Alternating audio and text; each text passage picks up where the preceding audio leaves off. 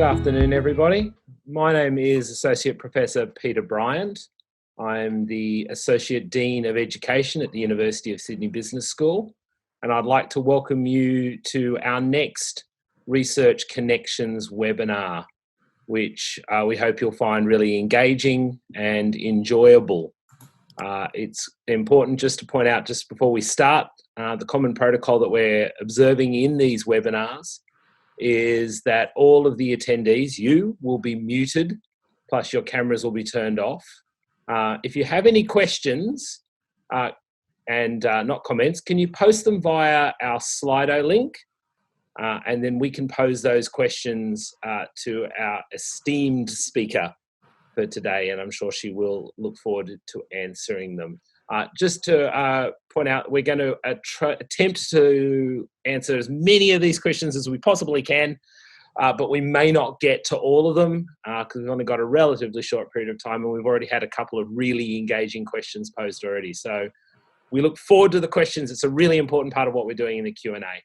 I'd like to start today's session with an acknowledgement of country. The University of Sydney Business School and where I am currently working from home are located on the traditional lands of the Gadigal people of the Eora Nation, who have been sharing knowledge, teaching and learning for thousands of years, including, very importantly, at the intersection of the roads that bound our campus at Camperdown. As we continue these practices within the business school, I'd like to pay respect to the knowledge embedded forever within the Aboriginal custodianship of country, and pay my respects to all elders past, present and emerging of all the lands that we meet on and gather today. So this is, I think, the third of our Research Connections series. It's a way in which we at the Business School are bringing to our community, our place, our students and our members of our staff together to talk about critical issues around research and critical issues that are of concern and of passion and of curiosity for the business school and for people who are engaged in it. We are very, very lucky today to have Associate Professor Betina Szkudlarek, who is an Associate Professor of Management here at the Business School. She researches in some absolutely fascinating areas around work, and particularly around the interactions and importance of work for different communities inside our society, but particularly around refugee communities. So without further ado, I shall hand over to Betina. Thank you so much, Peter. Thank you for this lovely introduction, and thank you so much for inviting me. It's a really great honor to be here. Thank you everyone for coming to listen. Hopefully this will be of interest, and of course I am definitely looking forward to answering all the questions at the end of our webinar. I'll try to share my slides now. Hopefully everything is gonna go well. And with no further delay, I'll just move towards today's presentation. And I think it's important to acknowledge that this is not just my own personal project. It's a project that emerged together with a group of my wonderful collaborators across the globe, Professor Joyce Osland, Professor Mark Mendenhall, and Professor Sebastian Reicher. And it's a part of an ongoing publication called Advances in Global Leadership. And while we were preparing this year's edition, we realized that the global crisis is such a decisive moment to think about the importance of global leadership in the situations where we all are trying to deal with the pandemic.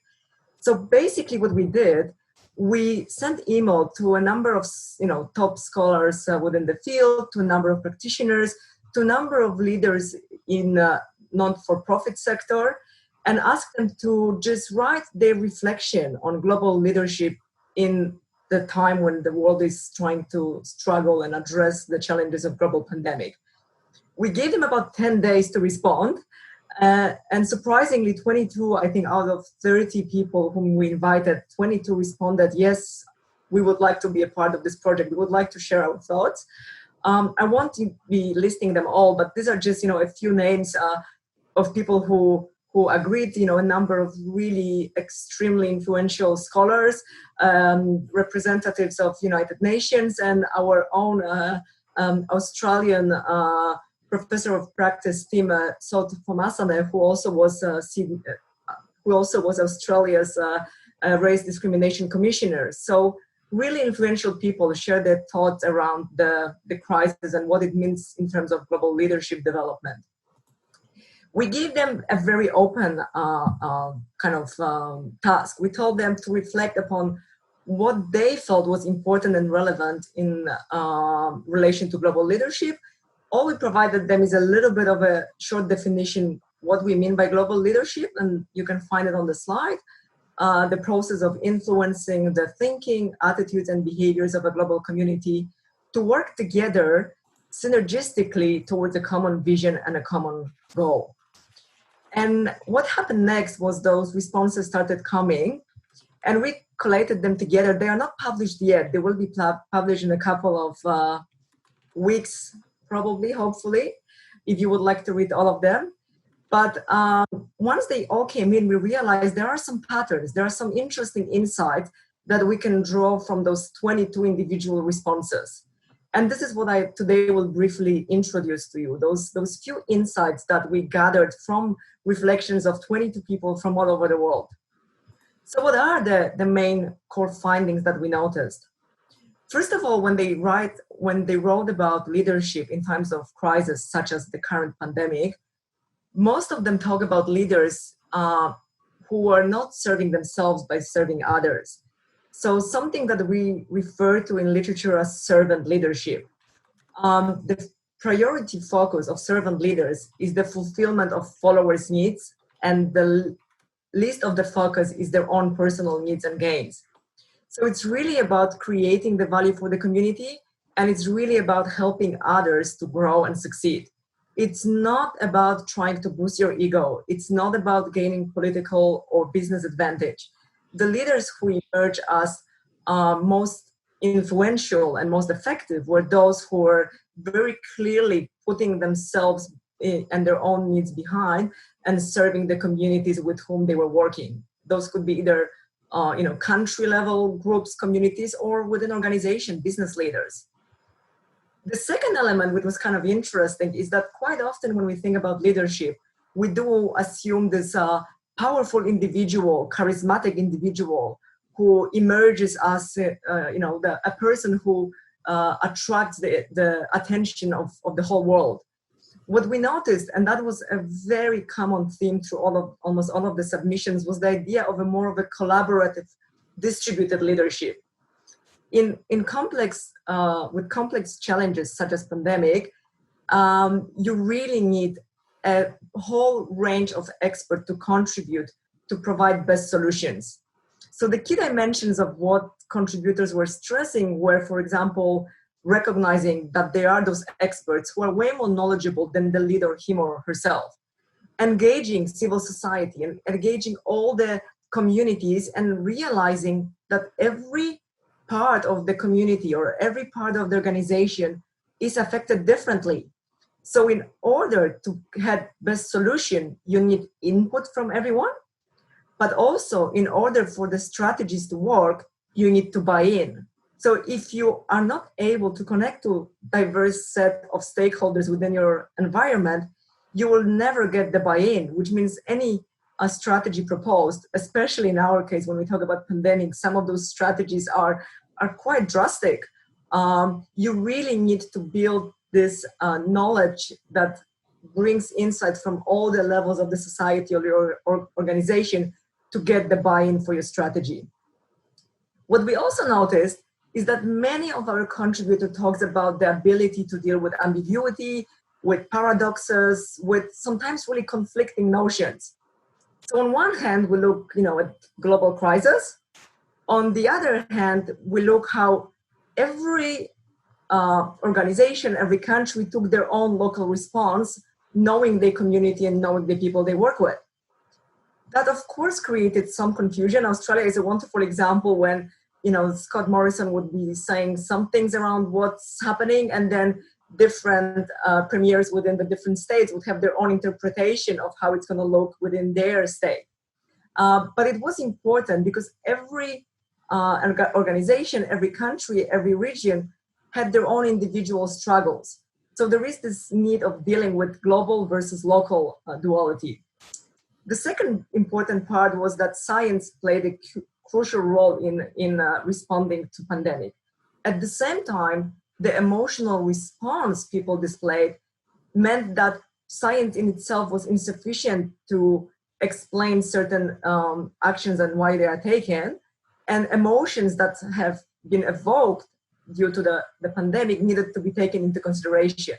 So again, you deal with the very nuanced way of how do you deal with the fact that science says one thing, but the fear that people experience says something else. The third interesting paradox was the fact that on the one hand, we all want the common good and we are in this together, but at the same time, individual rights and individual perspectives have been more than often visible in how people reacted to pandemic. So again, the leaders needed to recognize that yes, people still would like to feel like they have some individual rights, but yet needed to build that commitment towards a common goal, because if there is none, then we are doomed and the whole strategy is really wasted. Now, the final point that we kind of found especially interesting when it comes to Australia is that on one hand, many communities have called for unity, for kind of a response that is common for countries, organizations, different other groups. At the same time, sometimes the strategic defiance, as we called it, was really crucial for what the countries or the organization experience. And Australia is a wonderful point for us to analyze, because when the World Health Organization was saying, please do not close borders, please do not implement such strict regulations around your border security, Australia did close borders and did introduce measures despite the World Health Organization advising otherwise. Now, from the perspective of time, we do know that this has been probably one of the critical moves that saved the lives of many, many Australians. But at that point in time, it was going against everything that was advised by the supranational bodies, by experts. So there is this element of strategic defiance that is really important and was especially interesting to observe when it comes to responses of various leaders and how they strategize around the pandemic. What we also looked at and what came back often is what leadership traits are important in those difficult times. And research has identified probably around 200 different traits that are important for global leadership. What we saw, however, in the responses we got from our contributors, that first, resilience was really critical. And when we talk about resilience, is the fact that you do recover well from failure, that you have the ability to learn from things that go wrong and from the challenges, and have the capacity to still think clearly and revise your actions and support others while struggling. We saw a lot of empathy and compassion. And I think, Jacinda Ardern, the Prime Minister of New Zealand, has been a kind of role model that everyone has been following.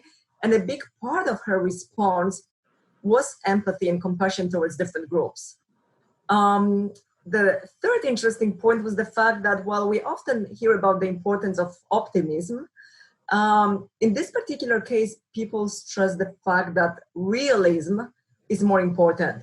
So rather than saying, yes, we are all in control and we will go through it no problem, saying, yes, this can be difficult and we are here together and we need to act together because the future might not be that great if we don't. So there is this element of, rather than being just happy and optimistic, being honest and realistic and bringing facts as they evolve, because we saw that facts is something that was also changing throughout this pandemic. Keep the information flow coming and assuring that there is a realistic preview of what's happening and what's next. The final trait, with what's coming back over and over again, was simple as simple as humility. And one of the authors had a beautiful way of summarizing of why this is so important. Nancy Adler, who is one of the literally most prolific and impactful scholar in the area of organizational behavior and leadership, wrote in her reflection that driven by our intense desire for quicker, better outcomes, we remain tempted to invent all-knowing experts when in fact there are none. We crave certainty when the reality is that there is none. Our job as citizens is to support our leaders in telling us the truth, including in saying, we don't know yet. And this was the element that was really stressed over and over again, the fact that we really need to think carefully about the fact about claiming that as leaders we know it all, and simply admitting that no, new facts are coming in and we will be diligently doing our homework or learning as we go and revising the strategies accordingly. Now, with those made insights, we also look at what practitioners are doing in terms of managing their organizations and their environment during this time. And one of the very interesting insights that we received, and I will be very happy to share it with others, was a document provided by the Canadian College of Health Leaders. This is an organization that is literally trying to train leaders within the health sector in Canada. And they prepared, one-pager outline of what they believe is important in leadership in crisis. And what they wrote about is really summarizing very nicely what, many of those 22 contributors wrote separately about. Accept that you will always have only partial access to information. So do not just continue holding on and waiting and trying to gather more and more, because as the situation evolves, so does the information. And you need to act now in order to prevent what could be a big disaster later on. Strategize by identifying priorities based on all the reliable information you have in a given time. But also, don't be afraid to change your strategies. So what we quite often see in leadership is the kind of escalation of commitment. We define a strategy and we stick to it. And despite other information coming in, we are committed to, delivering that particular strategy that we claimed a few weeks earlier was the best strategy. Here is the moment when you need to realize that continuous flow of information will force you to change the strategies. That also means that as you change, you need to communicate regularly. You need to be transparent and authentic. And that's where, again, humility comes in, saying, we are learning as we go. We don't know yet everything. Instill confidence in your information and where you are taking it from, in your strategy and how is it being built, and in your team. I don't know if you noticed, but there was a very a smart move done by very many leaders, including our Prime Minister Scott Morrison, is to bringing medical experts with them along to almost all official press conferences. So the Chief Medical Officer, Brendan Murphy, was really the face of the response that Australia would have seen, because he was the expert on health and pandemics. So it's really showing, again, unity. And yes, we are in here together and we have a team of experts that know what they are doing.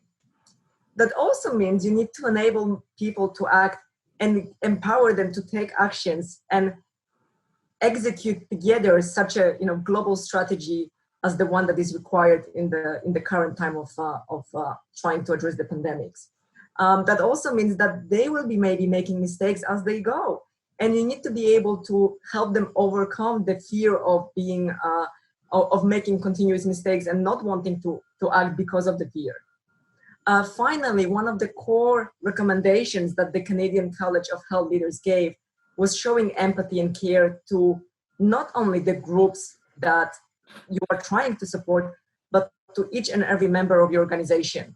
Everyone is struggling. Everyone has different challenges, which range from homeschooling to some really major psychological fears that people were experiencing.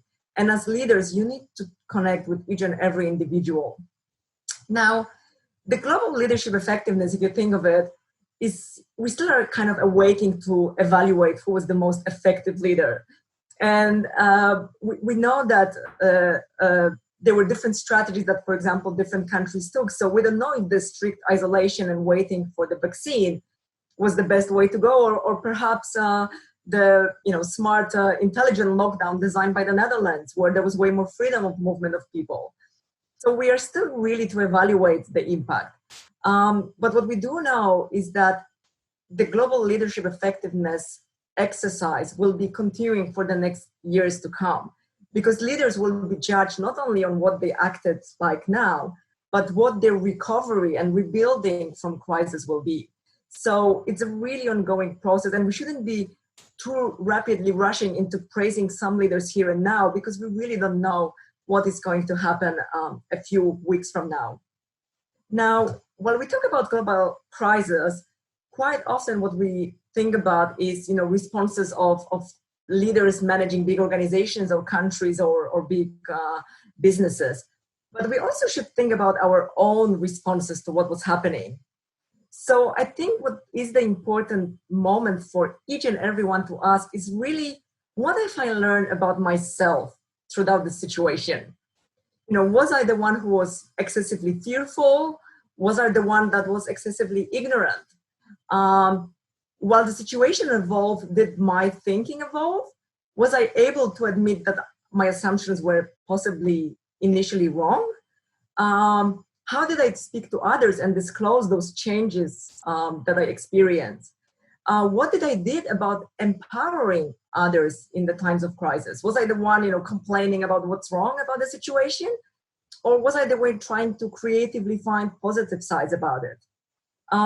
So there is really a lot that we can learn about leadership from this very global, in some way far away, detached from us, global leadership roles, towards the role we can play with our friends, with our family, with our teams on an assignment that we are doing next. So these are difficult times to answer, difficult questions to answer, but I think it's a perfect time to engage into this self-reflection while looking what the really influential, powerful leaders had to struggle with. So this is in a nutshell, the project we have been doing. We haven't yet, as I'm saying, finished the publishing element and the paper that systematizes the whole reflection process. So I would be very happy to answer any questions that you have now. And as I'm saying, very happy if you're interested to send the papers when they are officially published. Thank you, Betina. That was absolutely fascinating and actually really timely in obviously the COVID world that we're living in, and obviously all the COVID worlds that our students who are in the audience are finding themselves in, and quite rapidly, as that often has happened during the semester. 1 week here, 1 week having to study online. So I think that's a really important and critical topic that you introduced. So I've got a couple of questions that have come in, and many of them pose some quite grand challenges for you, Betina. So I'm going to start with the first one, and you sort of touched on this in your presentation, but what do you think are some of the personal traits that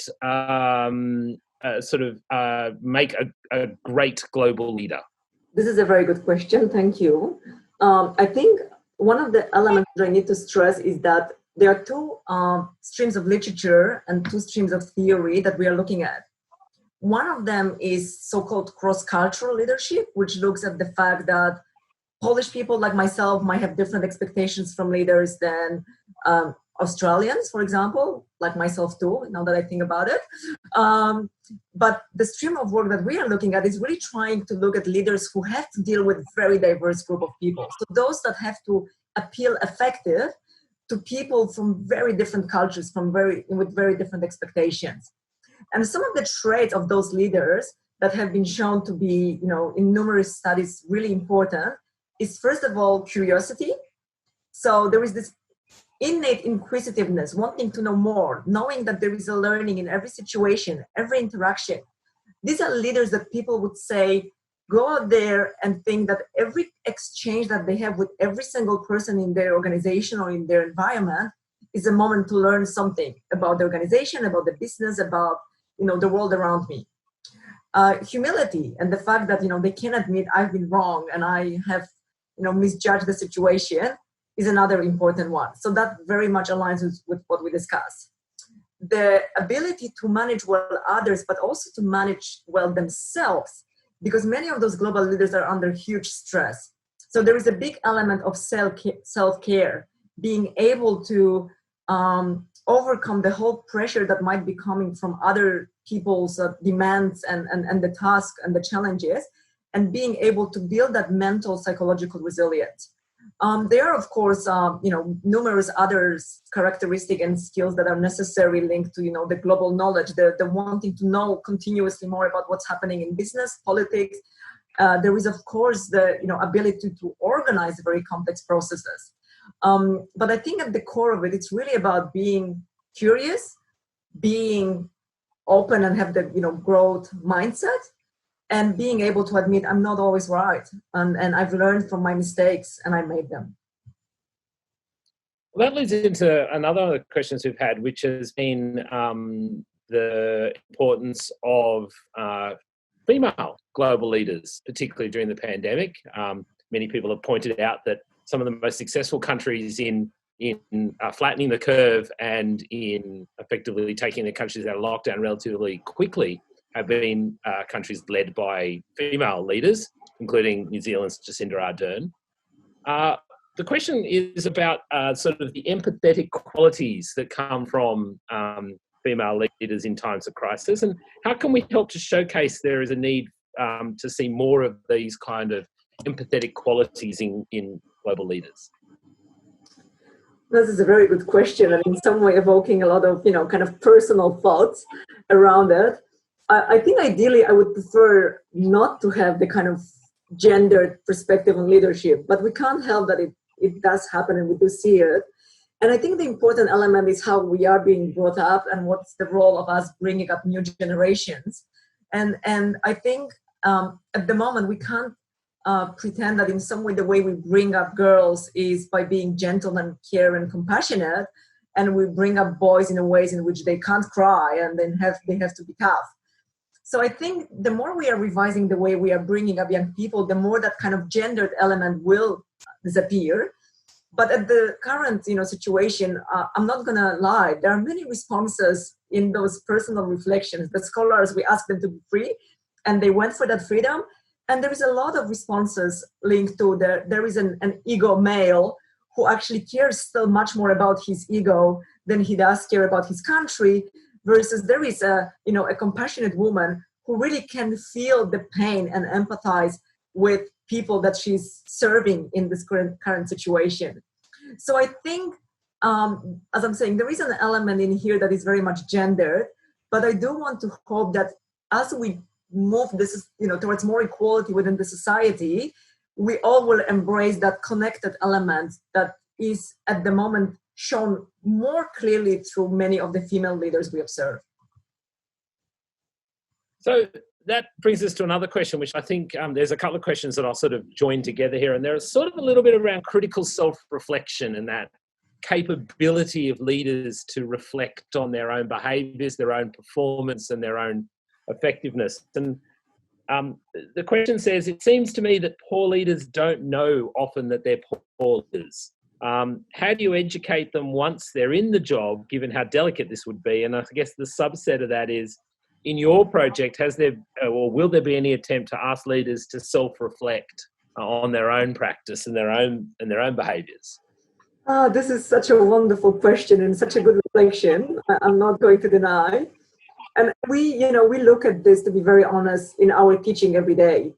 And we always, when we look, at the kind of leadership, self-reflection, and all the type of elements, we always, that was my reflection on for years to go, that those who need it most are the ones who deny that they need anything. And those who are already skilled at self-reflection and connecting with others want to know even more because they know how much more there is to learn. Now, unfortunately, some of the current, global leaders that we are having, in some way, are the ones that are on the other spectrum of not being very self-reflexive. How they will deal with those? It's a very tough question. shall we send them this thing? I think we might. So I think we might start by trying to share. Whether they will read it, that's a different story. But we have quite a few authorities, that have reflected on a few people within. So I think we might do that and share them to both those that have been praised in those pieces and those that haven't. Hopefully, they have someone in the environment that will be able to help them in self-reflection. I think personally, what each and every one of us can do is surround ourselves with honest friends. I think that's the best, kind of piece of advice we can give to ourselves, that, rather than having only yes sayers around us and friends who will say, oh yeah, I totally understand how, what you did was totally right and what that other person did was totally wrong. If we have around us close friends who will question our actions, this is, how learning happens, in those everyday small interactions. So that leads into another one of the questions we've got. And I think this is actually a really interesting one, because it focuses a bit on, I think, that tension between public and private face of leadership. So and I'll come to the question, but a modern issue that's arising around leadership in the UK at the moment has been the protection that the Prime Minister, Boris Johnson, has given to one of his advisors, Dominic Cummings, who has recently broken the government's own requirements for lockdown in the UK, whilst he was meant to be in self-quarantine. And the way the Prime Minister has defended an advisor, not admitting any mistakes and then telling everyone to move on. So the question is about, how do you encourage and foster leadership where there is an open and transparent dialogue while still showing that clear direction and level of authority? So that ability to not admit you're wrong, but admit you're wrong, and the sort of tensions that arise from that. I think ideally we would love our leaders to be the role models. So I think this is the important element, which means that, everyone can make mistakes. And I think that's something we did, see continuously. Mistakes, especially in a situation such as pandemic. There's no way we won't be making some, because everything is changing from one day to another. So from that perspective, making mistake is one point, but not being able to recognize and therefore treat people equally when mistakes are made, I think that's a different situation. So I am surprised that still, in kind of strong democracies such as, the UK, this would be possible. And who knows? I mean, this is, relatively recent incident. I think the public pressure might be so high that maybe there will be a change still, and maybe there will be a penalty. But you would like to see that if we had, there was a wonderful situation from my home country in which a lockdown law was broken by our president, who went to the cemetery, and he, had this official limousine and drove to the cemetery. And there was one of the most famous artists in Poland wrote a song about it, that it seems that the politician's pain is more valid than the pain of other people who lost their, close people. And that became almost like a kind of national anthem at the moment. Your pain is greater than my pain. And how is that allowed? And why we are, having those double standards. So I think our leaders will be questioned on it. And some of those mistakes they make might actually, like in the case of the Polish case I just told you, in some way start the revolution within the country. So I think we have to be very careful. And luckily, democracies are increasingly putting pressure on the leaders to talk the walk. So a person's asked, I guess, thinking about this now in a sort of more macro context, and thinking about understanding what are some of the valuable and useful theoretical frameworks that people can use to better understand and analyze effective global leadership. As I'm saying, there is a lot of literature on global leadership. It's still an emerging field, but there is a lot of literature out there. I'm happy to provide a list of readings that might be useful, but definitely the volume of advances in global leadership, and this is now the 13th edition we are working on. There is not only novel thinking, not only practitioner pieces, but there is a lot of every volume has a kind of overview of what is that we know already and how our knowledge is progressing and accumulating. So I would definitely encourage anyone interested to look into, volume 12, for example, where we actually review the last 10 years of research on global leadership. Now they're going to ask a question about you. What excites you and what interests you about the work you do? What do you enjoy most about the work you do? That's a very different question indeed. I think there's a few things that that I love about what I do. One is that I can focus in terms of research on things that I believe that matter, and that's a wonderful privilege to have. I think very few of us get to really work on something that they believe is important and commit to causes that we believe in. So I think that's one of the greatest motivators. I think another one is really working with a diverse set of people which are in some way, inspiring me, sometimes causing, kind of identity crisis as to what is that I want to do next, because there are so many options of places where one could contribute. But I think a big part of being an academic in the context that I am is really being able to choose to work on subjects that matter, engage with stakeholders and see how we can make difference together, and really trying to create some impact, including having impact in classrooms. I love teaching. I get to teach about what I'm passionate about, and knowing that I can reach out to someone and possibly have a little bit tiny impact in how they think about the world or about themselves. I think that's a wonderful opportunity and a great privilege to have. How much has COVID and the COVID environment impacted your research and your practice? Oh, in terms of logistics of my life, it turned my life upside down. We are currently, you can't see, but we are currently seeing in my little boy's bedroom, which is my new office. So that's one of the changes.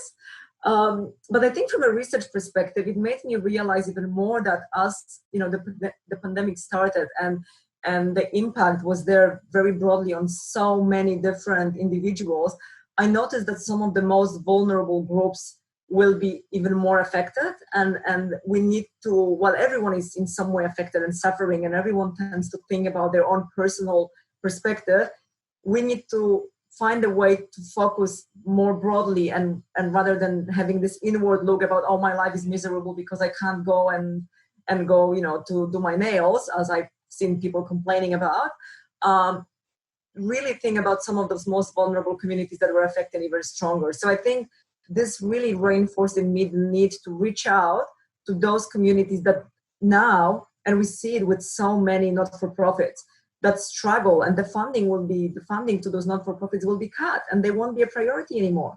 So even more together as a society and as scholars and as people that can make impact, we need to draw attention to those communities who now might be somewhere on the side of the government's thinking. Has COVID opened up for you new avenues of research, areas that you'd like to explore, perhaps in addition or through a different lens than what you're looking at now? I think, there were so many moments, I have to say honestly, that made me think about new research projects.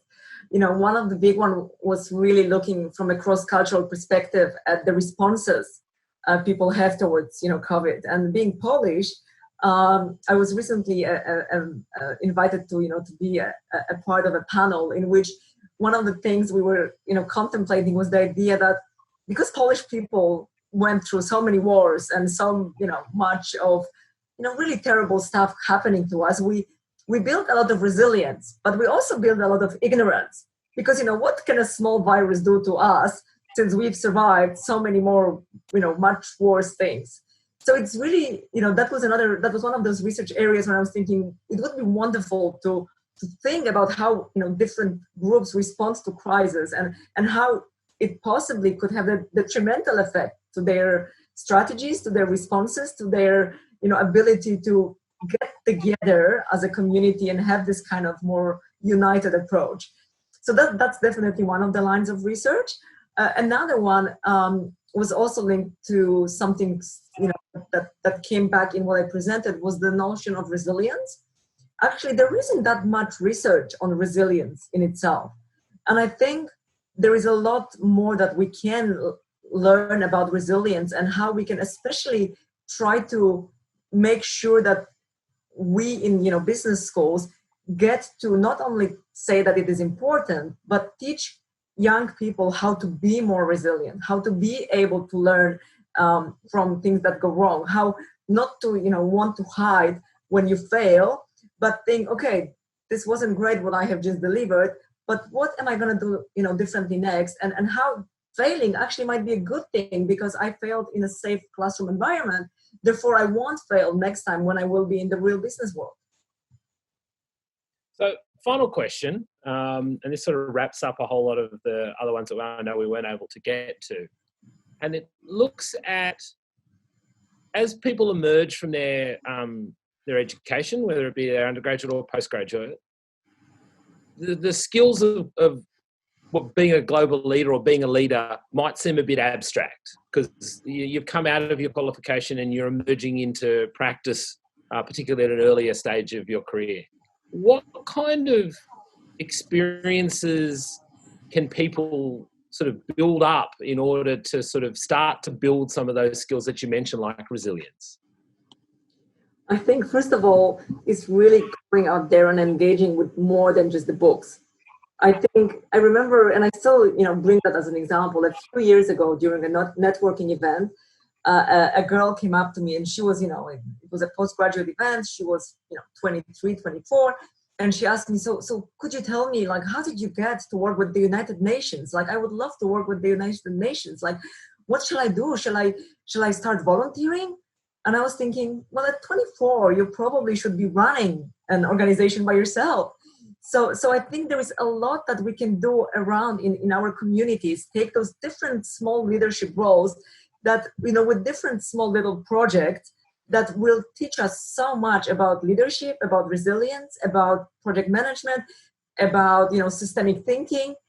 All those little actions that we can do is what now businesses look after, what big organizations look after, is what will get you in the future, a good job, and will build the skills that are needed for global leadership. So I would really think that starting locally, taking on some leadership roles in your community is a wonderful way to build many of those skills, again, in a smaller scale and a safer scale. That's fantastic, and that's an excellent point at which to end this incredibly inspiring and interesting Research Connection seminar. Thank you, Betina, for your both an insight into the research that you've been doing, but also some insights into how people can start to apply and develop these skills in their own emerging business practice, which is a really critical component of what it means to be a part of our business school and participating in changing the world, both global environment as well as your own personal and local environments, for better. So thank you again for that, Betina.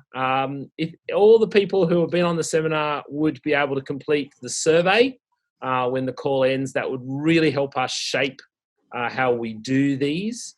Just to remind people that our next Research Connections webinar will be held on Thursday, the 4th of June at 3:30 p.m. with Professor Vince Mitchell, who's the Head of Discipline of Marketing here at the Business School, on the topic of consumer captivity, causes, problems, and coping.